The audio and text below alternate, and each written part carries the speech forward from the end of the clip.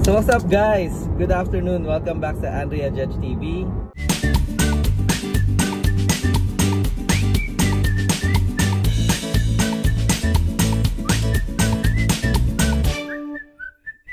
Today is Friday. So happy Friday sa inyong lahat.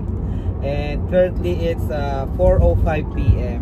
And ang weather natin ngayon is sunny. So ayan, makikita nyo naman yung paligid, no? Sobrang maliwalas. Ayan. And ang temperature is 80 degree Fahrenheit. So medyo mainit-init na siya guys, no? Hindi na siya Baguio feels, no? So ayan, malapit na mag-summer. Kaya ayun, painit na ng painit yung weather. Ayun. So kamusta na guys? Matagal-tagal na tayong hindi mga buhay nurse na kwentuhan.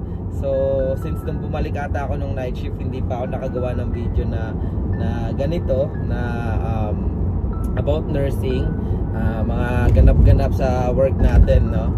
Kakauwi ko nga lang galing day shift. So medyo busy ngayon guys, ngayong araw. Actually hindi naman pala ganun ka-busy. Konti lang yung cases, pero kasi nag-down staff sila. So isa ako sa mga natira. And yun, pagka nag-down staff, syempre yung mga cases, feeling mo ang dami pagkakulang or konti lang yung mga nurses or empleyado. So, pero yun, okay lang, masaya. Enjoy naman yung mga kaso ko for today. And ayun nga, nakabalik na ako nung day shift since nung parang mga 2 months ago na, magti 2 months ago. And sobrang nag-enjoy ako. Balik na yung energy natin, no? Kung makikita nyo naman sa mga vlog natin guys, sobrang dalas ng mga upload natin. Minsan may span na parang halos nag daily vlog ata ako. Ayan, so na-miss ko yung vlogging, no? So na-miss ko din yung mga energy, yung energy ko kapag kahapon. Ayan, tulad yan pag pauwi, kahit busy, pagod sa work, may lakas pa tayo hanggang mamaya pa to, hanggang makatulog mamayang gabi. So weekend bukas, so baka mag movie night kami nila Andrea and Tiffany, and or mag anime, watch ng anime, no? Manunod kami ng series ni Tiffany. Kinausap niya ako kanina, tinext niya ako. So ayun, ano na bang ganap sa akin since nung bumalik ako sa day shift? Nung una, sobrang nag-adjust ako guys, no? Kasi although alam ko na yung gagawin ko, mga ginagawa ko sa team ko sa plastic surgery, pero nanibago ako guys, kasi tulad nga na sinabi ko, sa OR halos buwan-buwan or every quarter yung update, no? So andun yung innovation, andun yung mga kunwari bagong supplies, bagong product na ginagawa just to improve nga yung mga surgery namin sa Loyola, no? So ayun, pagdating ko sa day shift, syempre need ko aralin yun. Di naman ako di naman ako nahirapan. Nag-adjust lang ako ng konti kasi usual naman yung ginagawa ko na yun, ng mga procedure. And yun, nakakapanibago kasi guys, ang daming tao, nanibago din ako. Doon na yung mga manager mo, nakikita mo na, and ang dami, doon na yung morning hustle, no? Kita mo yung mga tao, naglakad, lalo na yung mga first case start 7 AM, yan, lakad-lakad na yan, pakuha ng mga supplies, mga gagamitin para sa procedure. And syempre yun nga, pag-check-in sa patient, kausapin yung mga family, ayan, nandyan na, kasi day shift nga. So ginagawa ko naman siya before, pero yun nga, halos 1 year tayo sa night shift guys, no? So nasanay tayo ng tahimik, no? Tahimik, and tatlo lang kayong kumikilos. Ewan ko kung disadvantage yun or advantage, pero since nag-night shift nga tayo, alam na nila na kaya mo gawin yung mga ibang procedure outside of your expertise, no, ng service mo. Kung pagbalik ko, simula nun, hindi pa ako nabakante guys. Parati ako nasa room, kahit yung plastic surgery is walang mga cases. Minsan pinapadala ako sa CV, sa neuro, may ginawa akong spine and ortho, nag-ortho na din ako. Medyo paikot-ikot ako guys, no? Mga gynae cases, GU cases, And mostly mga general cases like yung burns. Ayan, favorite natin yan, burns. So yun, na-miss ko din naman gawin. Na-miss ko yung gumawa ng iba't ibang cases.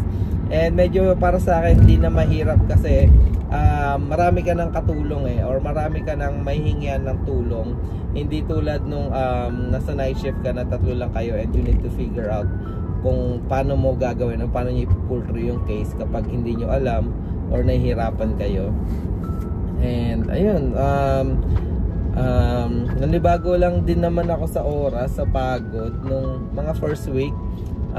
I think meron time na parang nakatulog ako, dumating ako sa bahay I think mga 5 PM, and sobrang parang na-miss ko matulog ng gabi. Nakatulog ata ako mga 5:10 and nagising na ako the next morning na 5:30 AM. So pagkagising ko nung araw na yun, sobrang parang naka-reset ako, guys. Ang dami kong energy and yun na, bumalik na yung dati kong sigla. And ayun, na-enjoy ko na ulit yung day shift, no? Parang bumalik. Tulad nga sabi ko nila, tinatanong, kamusta ka na? Sabi ko, yun, bumalik na yung buhay ko, no? So nakapag-biking na kami, nakapaggala, nakapaglaro na ako ng video game. May oras na ako para mag-games, mag-vlog, para sa family.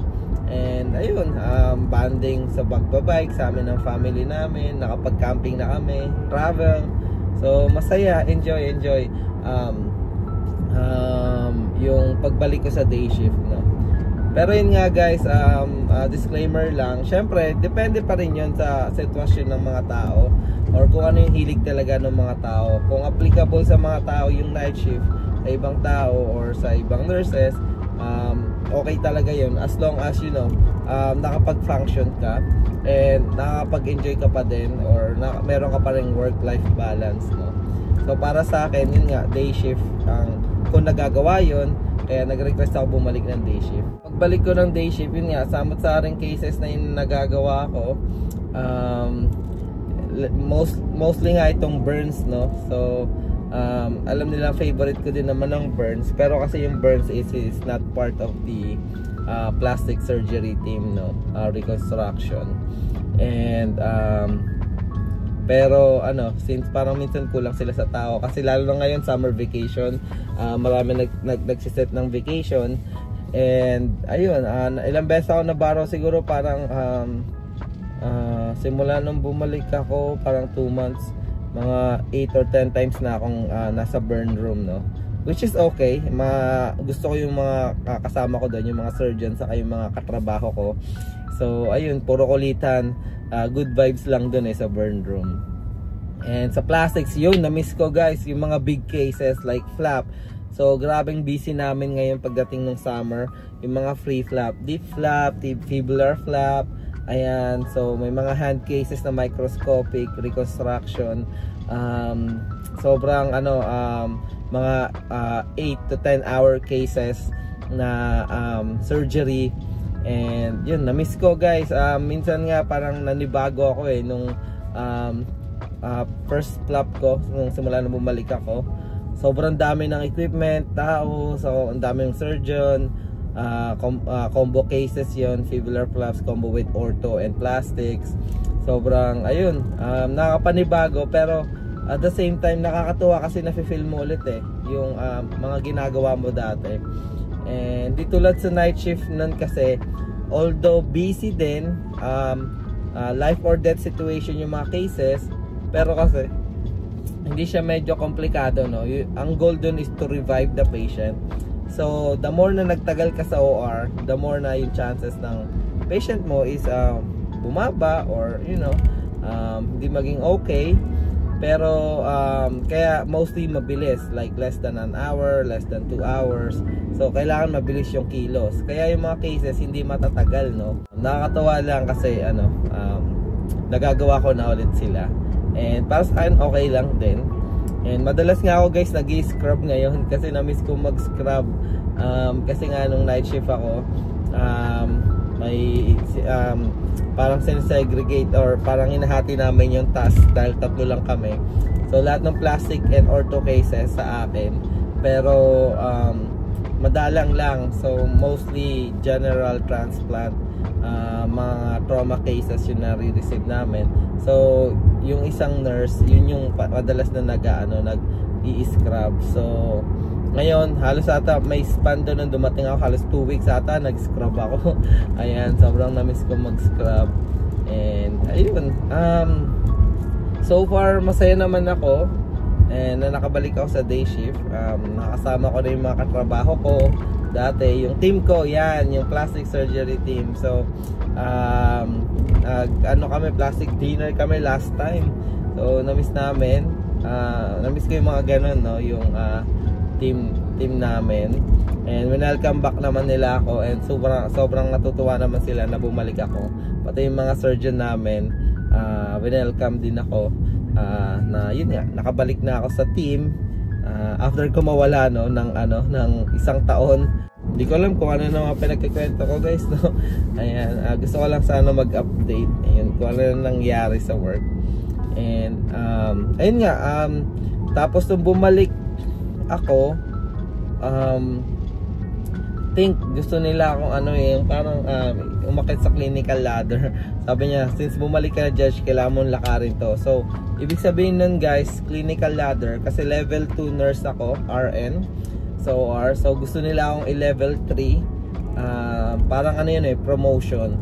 So dito, guys, yung promotion hindi sa yung parang titingnan ka ng manager mo, ay okay to, promote natin to kasi magaling, mabait, yan, i-promote natin. Hindi. So dito kasi by performance. So pag sabi nilang clinical ladder, may mga requirements yun na dapat mong ma-complete. So ayan, pinipilit ako nung manager ko na, Judge, mag-clinical ladder ka na, level 3. So sabi ko, since nasa day shift na ako, siguro maasikaso ko na yun. And ayun nga, isa sa mga requirements kasi is like, kanwari, maggawa ka ng mga cases ng outside of your service, at least like 10, parang ganon. And di ko alam yung numbers, pero ganon. So yun nga, since nung pagbalik ko, kung saan na ako napuntang cases, so yun, pasok siya sa requirements, and pinapapirmahan ko na lang. And meron doon yung preceptorship, no. So since nung pagbalik ko nga, binigyan ako ng mga orientee. So nag-preceptor ako, guys. Nagpa-preceptor tayo ng mga bago orientee. Yun. And then nag-training din ako ng yung parang hindi naman training, parang workshop, preceptorship workshop. So need yun para at least parang may kailangan kasing workshop na attenan on how to like paano maging preceptor. Pero nung before ako nag-night shift, nagpa-preceptor na din ako.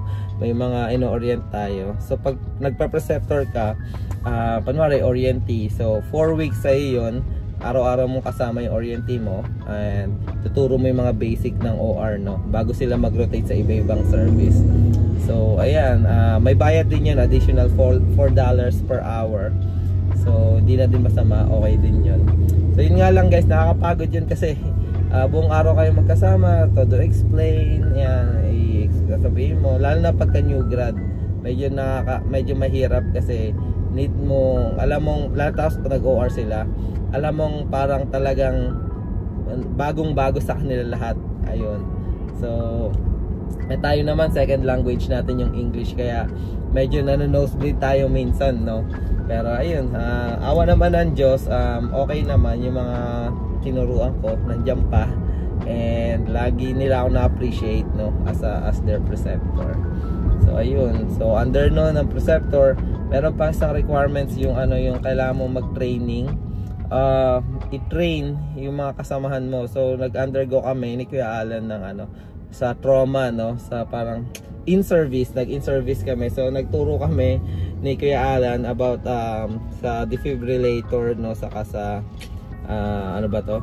defibrillator, mga chest tube kapag trauma, yung mga cases, kailangan, trauma case card, ayan, mga meron doon. So ayun, so kasama din yon. So parang kami yung nagtuturo, ganyan.